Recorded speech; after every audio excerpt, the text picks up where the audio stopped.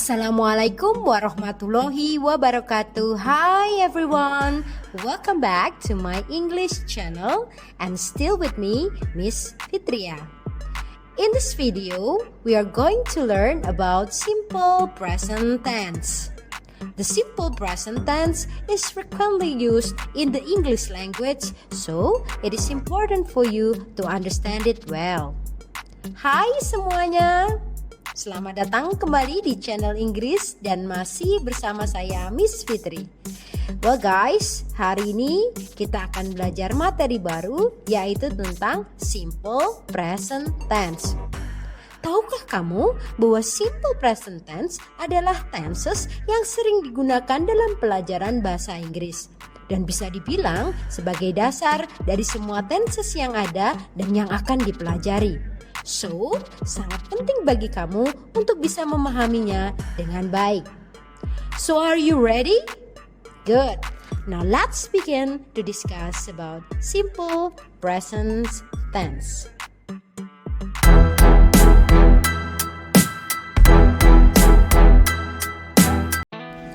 The simple present tense is used to talk about general truth, habits, and routines and situations that are more or less permanent. Simple present tense digunakan untuk menyatakan suatu kebenaran umum, kebiasaan dan rutinitas, dan juga situasi yang cenderung permanen atau tetap. Contoh kalimat yang menyatakan general truth atau kebenaran umum: The sun is hot. Matahari panas. A cow has 4 legs. Sapi mempunyai 4 kaki. Contoh kalimat yang menyatakan habits and routines, kebiasaan dan rutinitas. We sleep every night. Kita tidur setiap malam. I always do my homework. Aku selalu mengerjakan PR-ku. Contoh selanjutnya yang menyatakan situasi yang cenderung tetap atau permanen. She lives in Indonesia. Dia tinggal di Indonesia. I am an English teacher. Aku seorang guru bahasa Inggris.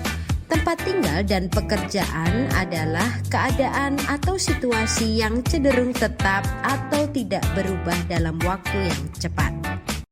Adverbs of frequency are often used with the simple present tense.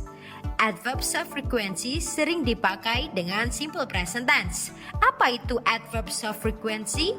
Adverbs itu adalah kata keterangan.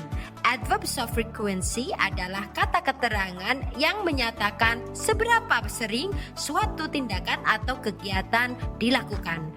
Contoh dari adverbs of frequency adalah every weekend, sometimes, once, usually, always, every day, 4 times, often, twice, never, every year, every night, rarely, atau seldom. The verb forms of simple present. Nah, selanjutnya kita akan membahas tentang pola kalimat dari simple present tense. Dalam simple present tense, kalimat dibagi menjadi 2, yaitu verbal dan nominal sentence. Apa yang membedakannya? Verbal sentence adalah kalimat yang memiliki kata kerja atau base verb. Jadi dia mempunyai kata kerja dan subjeknya melakukan pekerjaan. Sedangkan nominal sentence adalah kalimat yang biasanya setelah subjek diikuti kata sifat atau kata benda sehingga dia tidak mempunyai base verb. Oleh karenanya dibantu dengan kata kerja to be. Contoh, I sleep every night. Subjek melakukan pekerjaan. I am happy yang benar.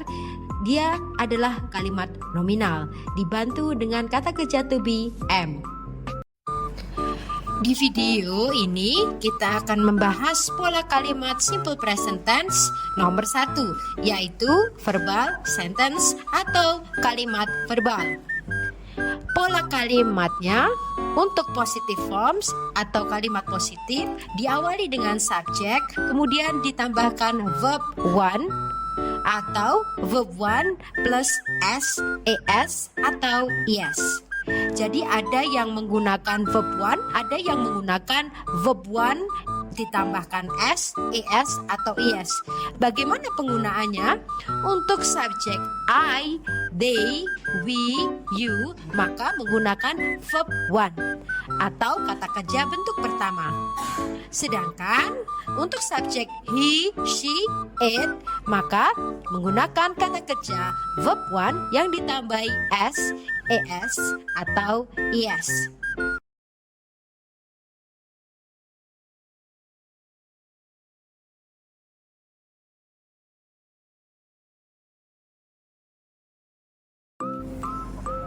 Oke guys, untuk lebih jelas lagi, kalian bisa memperhatikan tabel berikut ini. Ketika kamu menggunakan subjek they, we, are, you, maka pastikan kata kerja yang kamu gunakan tanpa imbuhan apapun. Sedangkan apabila kamu mau membuat kalimat dengan menggunakan subjek he, she, it, pastikan kalian menggunakan verb satu dengan imbuhan. Contohnya, drink akan berubah menjadi drinks apabila subjekmu he, she, atau it. Pay berubah menjadi pays, study berubah menjadi studies. Coba perhatikan perbedaannya.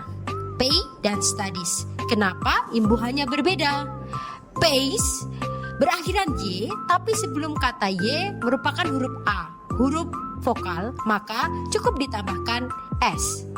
Study berakhiran y, tapi sebelum kata y adalah kata d, huruf mati, maka tidak bisa hanya ditambahkan s, harus ditambahkan dengan i, es. Sedangkan kata teach berakhiran ch, maka Anda harus menambahkan es. Teach berubah menjadi teaches. Go berakhiran menjadi goes. Sedangkan have ini adalah tidak beraturan, maka tidak bisa diubah menjadi haves, tapi berubah menjadi has.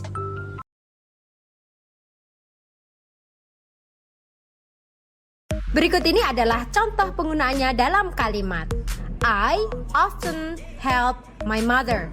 Saya selalu membantu ibu. She lives in Indonesia. Dia tinggal di Indonesia. Tim and Paul play football.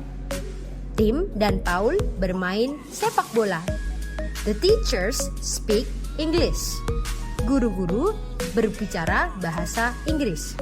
Next, kita akan membahas tentang pola kalimat verbal sentence, negative sentence. Rumus kalimatnya adalah subjek diikuti oleh do, does, kemudian ditambahkan not, dan ditambahkan pula kata kerja bentuk pertama. Do, does merupakan auxiliary yang digunakan untuk membuat kalimat menjadi negatif. Do digunakan oleh subjek they, we, are, you, sedangkan does digunakan oleh subjek he, she, it. Contoh kalimatnya, we don't take the bus. She doesn't drive to work.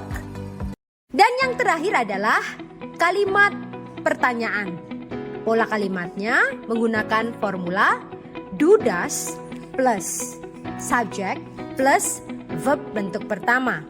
Seperti biasa, do, does merupakan auxiliary yang digunakan ketika kita ingin membuat kalimat menjadi negatif atau mengubah kalimat menjadi bentuk tanya. Do digunakan oleh subjek they, we, are, you, sedangkan does digunakan oleh subjek he, she, it. Contoh kalimatnya, do we take the bus? Does she drive to work? Do you like the movie? Nah, sekarang kita akan latihan soalnya menentukan dia kira-kira itu pakainya itu pakai yang do atau does, verb satunya ada s-nya atau nggak ada s-nya. Kita coba ya. Soal yang pertama adalah Taehyung, sing Sweet Night. Ini karena dia Taehyung ini adalah satu orang saja, he, maka kalau di sini hanya he saja, maka dia pakainya adalah verb satu ditambahin dengan s. Jadi Taehyung sings. Yang kedua, Jin and Suga, dua orang kan, they berarti verbnya tanpa s, bener. Yang ketiga, the cats, ada s-nya di sini. Kalau ada s-nya di belakangnya berarti verbnya nggak usah pakai s. Jadi kalau di depan ini sudah ada s-nya, di belakang nggak pakai s. Kalau di depan udah ada S-nya, di belakangnya nggak usah pakai S. Tapi kalau di depannya tuh nggak ada S-nya, di belakang ditambahin S. S-nya cuma satu aja, nggak usah banyak-banyak, ntar bisa batuk gitu kan. Jadi kalau misalnya di sini udah ada S-nya, di sini nggak pakai S. Yang keempat, he. Read apa reads? Karena dia he cuma satu orang aja, maka verbnya harus ditambahin dengan S. Maka jadinya he reads novel. Sekarang kita akan mengubah kalimat dalam bentuk kalimat positif menjadi negatif atau interrogatif. Yang pertama adalah Jimin helps, she hopes. Kalau kalimat negatif dijadiin adalah kita tulis lagi Jimin, kita tulis lagi jadi Jimin. Kemudian ada S. Nah, S ini dia akan berubah menjadi does. Jangan lupa ditambah dengan not. Help-nya karena S-nya sudah dia dalam bentuk does, S-nya itu diuraikan dalam bentuk does not, maka kita tulis help tanpa tambahan S, job. Kalau interrogatif, does-nya kita taruh di depan. Nah, does Jimin help she hope? Itu contoh yang pertama. Contoh yang kedua adalah the students play tennis. The students play tennis. Caranya adalah kita tuliskan lagi the students di sini. Karena di sini play-nya itu nggak ada S-nya, play-nya nggak ada S-nya, maka dia pakainya adalah do not play tennis. Interrogatifnya, do-nya kita taruh di depan. Do the students play tennis? Itu cara mengubahnya. Udah kan? Well, okay guys, I think that's all for today. I'll see you again next week. Thanks for watching.